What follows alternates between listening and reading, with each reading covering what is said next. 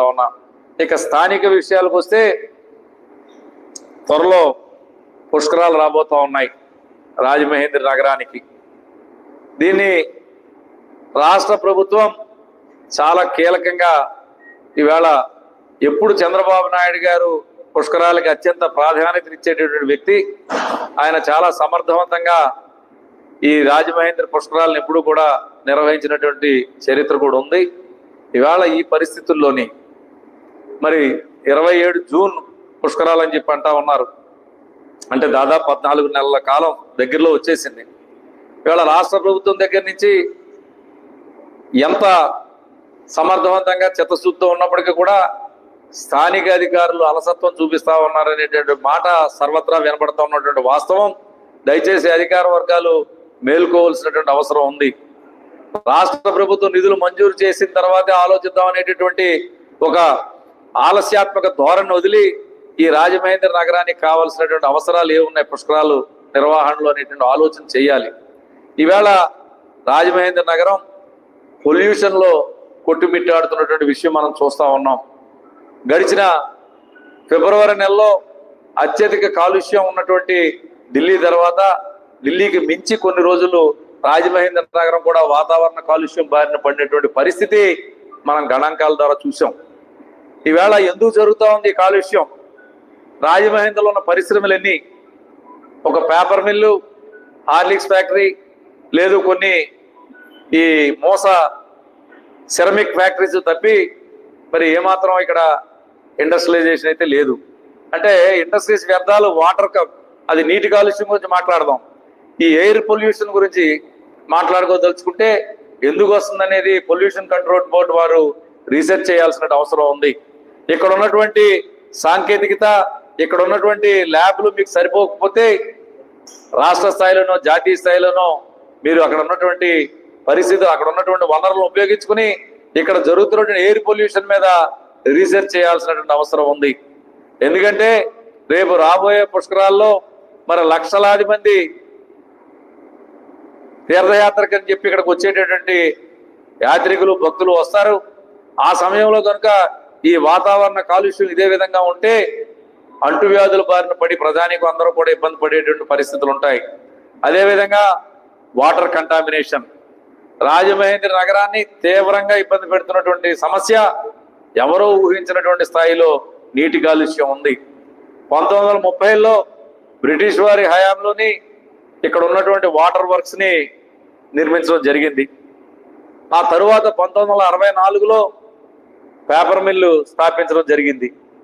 మరి 64లో paper mill పెట్టేప్పుడు వాళ్ళు వదిలేటటువంటి వ్యర్థాలు ఏదైతే ఉన్నాయో, రసాయనిక వ్యర్థాలు కానీ ఇతరత్ర వ్యర్థాలు కానీ గోదావరి డౌన్ ఫ్లోకి వచ్చి వాటర్ వర్క్స్ దాటుకెళ్లాలంటే ఆలోచన ఆ రోజున చేయకుండా పేపర్ మిల్కి పర్మిషన్ ఇవ్వడం ఒక తప్పిదమైతే, తర్వాత కాలంలోని ఆ వాటర్ వ్యర్థాలను శుద్ధి చేసి గోదావరిలో వదులుతున్నాం అని చెప్పి పేపర్ మిల్ యాజమాన్యం ఏదైతే చెప్తా ఉందో ఆ యాజమాన్యం చెప్పేటటువంటి మాటల్లో విశ్వసనీయతను కూడా ఎంతవరకు ఉందనేది మున్సిపల్ అధికారులు వార్షిక తనిఖీలు నిర్వహించాల్సినటువంటి అవసరం ఉంది.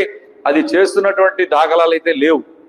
వారు ఏం వదులుతా ఉన్నారో as it is away water works తీసుకోవడం జరుగుతూ ఉంది. ఎందుకు ఇలా జరుగుతూ ఉంది? రాజమహేంద్ర ప్రజల ఆరోగ్యం పట్ల ఈవేళ కలుషిత నీరు, శ్మశానంలో ఉన్నటువంటి వ్యర్థాలు వస్తాయి. నల్లా ఛానల్లో మురుగునీరు కిందకు వదిలితే ఆ వ్యర్థాలు వస్తున్నాయి. దాన్నే ట్రీట్మెంట్ చేసి ప్రజలకు ఇస్తా ఉన్నారు. అక్కడ ట్రీట్మెంట్ ఏం జరుగుతూ ఉంది? నాకు తెలిసి వాకప్ చేస్తే ఆ ట్రీట్మెంట్ వాటర్లో క్లోరిన్ కలిపి మట్టి కిందకి దిగిపోయేలా చేసి పై నీళ్లే బయట పంపింగ్ చేస్తా ఉన్నారు. ఈవేళ ఆ క్లోరిన్ కూడా కలపలేదు. పూర్వం ఆలం అనేటటువంటి ఒక సహజ సిద్ధమైనటువంటి మెటీరియల్ కలిపి వాటర్ని ప్యూరిఫై చేసేవారు. ఈవేళ poly aluminium chloride PAC poly aluminium chloride అనేటువంటి ఒక రసాయనాన్ని కలిపి నీటిని శుద్ధి చేస్తా ఉన్నారు.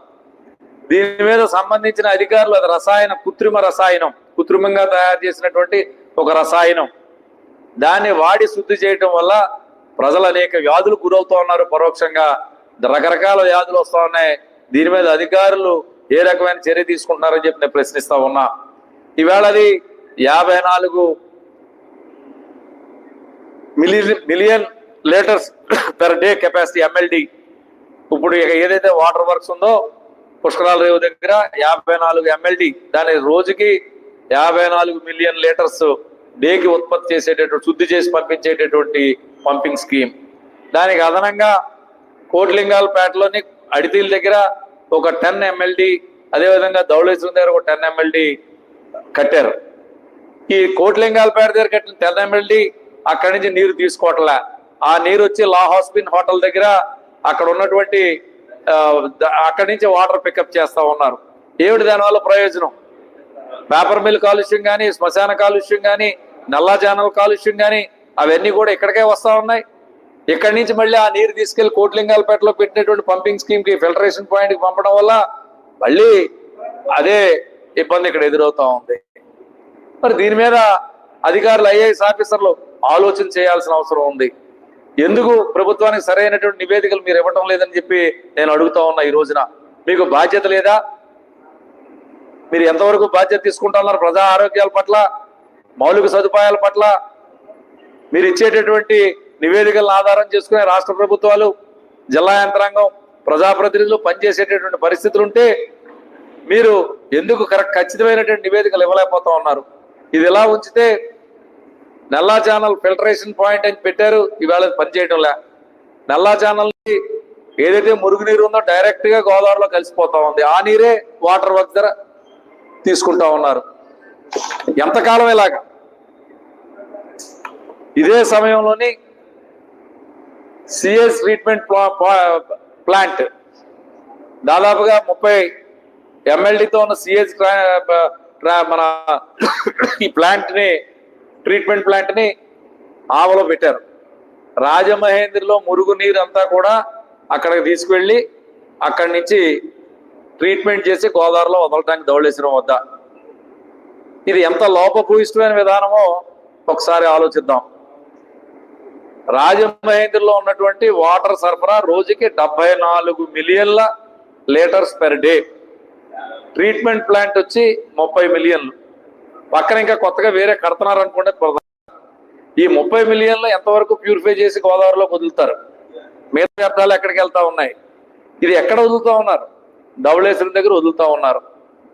ధవళేశ్వరం దగ్గర ఆ వదిలినటువంటి ఈ CS ట్రీట్మెంట్ ప్లాంట్ నుంచి వచ్చినటువంటి వ్యర్థాలతో కూడుకున్నటువంటి ఈ నీరంతా కూడా ధవళేశ్వరం, ఈవేళ మొన్న కూడా ఒక వార్తాపత్రికలో రాశారు, ఆ డెల్టా కాలువల్లోని ధవళేశ్వరం డంపింగ్ యార్డ్ లో ఉన్నటువంటి డంపింగ్ యార్డ్ భూ వివాదాల మధ్యలో ఉందని చెప్పి అది డెల్టా కెనాల్ దగ్గర డంపింగ్ చేసేస్తుంటే రాత్రిపూట ప్రొక్లైనర్స్ పెట్టి ఆ డెల్టా కెనాల్లోకి వ్యర్థాలన్నీ చెత్త చెదారంతో తోసేస్తున్నారని. ఇది వెళ్ళి దానికి కలుస్తుంది. దాదాపు 10 లక్షల హెక్టార్లు భూమికి సాగునీరు, తాగునీరు ఇచ్చేటటువంటిది కింద కూడా పొల్యూట్ అయిపోతా ఉంది. ఇది ఎంతవరకు సమంజసం? ఇది మార్పు ఎప్పుడు వస్తుంది? అధికారులు ఏం చేస్తా ఉన్నారు? ప్రజాప్రతినిధులు ఎంత సమర్థవంతంగా పనిచేసినా మీ కల్లబొల్లి కబుర్లతోటి ప్రజాప్రతినిధులు తప్పుదారి పట్టిస్తే ప్రజా ఆరోగ్యాలతో మీరు ఆటలాడుకుంటా ఉన్నారు. దీనికి గతంలో PVS ఆంజనేయులు గారు మున్సిపల్ కమిషనర్ గా ఉన్నప్పుడు PSR ఆంజనేయులు గారు పేపర్ మిల్ ఎగువభావంలో వెంకటనగరం దగ్గర వాటర్ ఫిల్టరేషన్ పాయింట్ పెట్టాలని చెప్పి సర్వే చేసి కొన్ని నివేదికలు ఇవ్వడం కూడా జరిగింది. కాలక్రమేణ తర్వాత ప్రభుత్వాలు మారటం ఏదైతే అది వెనకబడిపోయి ఉంది. ఈవేళ నేను డిమాండ్ చేస్తా ఉన్నాను పాత్రికేయ సమావేశం నుంచి, మీరు పుష్కర గ్రాంట్లు ఏదైతే 100 కోట్ల రూపాయలు, 1000 కోట్ల రూపాయలు రాజమహేంద్రకి, రేవులకి, దేవాలయాలకి సున్నాలు, రంగులు, మరమ్మతులు చేయడానికి వినియోగిస్తామని చెప్పి అనుకుంటా ఉన్నారో దాంట్లో ఖచ్చితంగా కొంత కంపోనెంట్ ఈ వాటర్ ఫిల్టరేషన్ పాయింట్ కి కేటాయింపు చేసేలాగా, ఎందుకంటే పుష్కరాల్ గ్రాంట్స్ అనేవి ఒక వరం రాజమహేంద్రకి. దాని ద్వారా తాత్కాలికమైనటువంటి సొబగులను రాజమహేంద్రకి అందడం అనే ప్రయత్నం నుంచి శాశ్వతమైనటువంటి సమస్యల పరిష్కారానికి రూపుదిద్దుకునే విధంగా ఆ గ్రాంట్స్ లో ఈ కంపోనెంట్స్ కూడా పెట్టి వెంకటనారాయణ వాటర్ ఫిల్టరేషన్ పాయింట్ పెడితే ఈ కాలుష్య బారి నుంచి రాజమహేంద్రని తప్పించేదానికి అవకాశాలు ఉన్నాయి.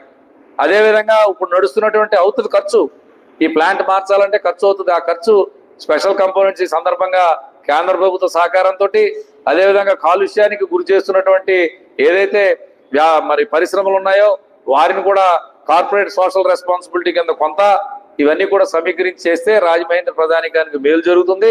ఇప్పుడు ఉన్నటువంటి వాటర్ వర్క్స్ ని అక్కడ కనుక తీసి ప్రత్యామ్నాయంగా వెంకటనగరంలో పెట్టినట్టయితే ఇది దాదాపుగా ఎకరన్నర స్థలం. ఈ ఎకరన్నర స్థలం నడిబొడ్డున ఉంది. రాజమహేంద్ర నగర కార్పొరేషన్కి ఆదాయ వనరుగా మార్చుకోవడానికి దాన్ని ఏ రకంగా నుంచి ఉపయోగించుకునే అవకాశాలు ఉంటాయి. దీన్ని అక్కడికి మార్చి దీన్ని రాజమహేంద్ర నగర కార్పొరేషన్ కి ఆదాయ వనరుగా మార్చే దిశగా ఆలోచన చేయాలని చెప్పి సందర్భంగా నేను అధికార యంత్రాంగాన్ని నేను డిమాండ్ చేస్తా ఉన్నా. మా పార్టీ నాయకుల దగ్గర, ప్రభుత్వ పెద్దల దగ్గర కూడా వారికి ఒక సవివరమైనటువంటి రిపోర్టు ఈ వాటర్ కంటామినేషన్ మీద, ఈ వాటర్ ఫిల్టరేషన్ పాయింట్స్ మీద నేను ఇవ్వబోతా ఉన్నాను. తరువాత ఇంకొకటి ఏంటంటే డ్రైనేజ్ వ్యవస్థ. రేపు